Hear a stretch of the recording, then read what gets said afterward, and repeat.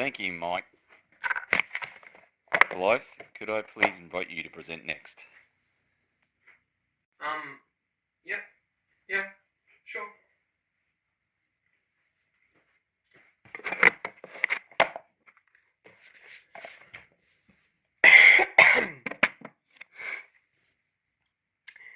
My presentation today will be on the Atacom silver mine's collapse in '53 and the wealth of conspiracies set around it, both at the time and especially now, 71 years after the tragedy. So, firstly, what was the Atacom silver mines disaster? In 1953, a group of 14 men, labeled the Prospectors, were contracted by Unisha government officials as part of a lucrative excavation scheme in the silver-fertile region of Atacom Hills in Surreyville, West Nation, Americana. According to Unisha data, the project was expected to last 15 weeks, with food and water provided for each of the 14 prospectors for an overstay period of only 16 weeks.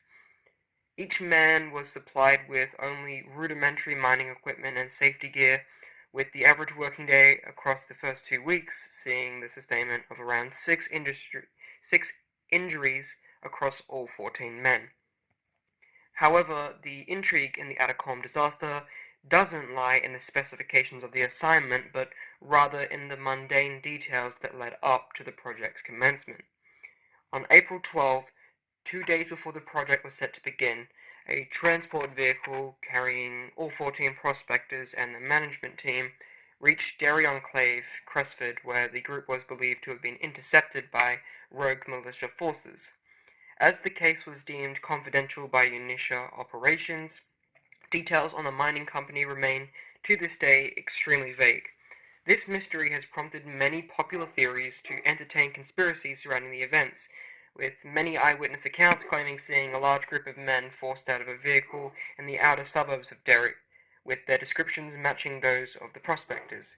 While it is believed that some of the supposed interception While it is believed by some that the supposed interception was a coup enacted by the terrorist organization known as Signalta, many more people believe that Unisha itself used the Atacom scheme as a ploy to coral would-be government threats to the American outskirts, where they could be effectively executed and disposed of. And this is where the true mystery of the Atacom disaster is born.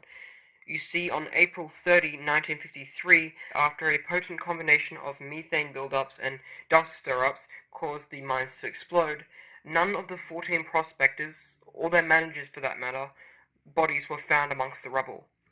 So it is a well-entertained theory that on the trail to the country, the 14 prospectors were removed from the transporter and led to a nondescript location where they were promptly tortured and executed.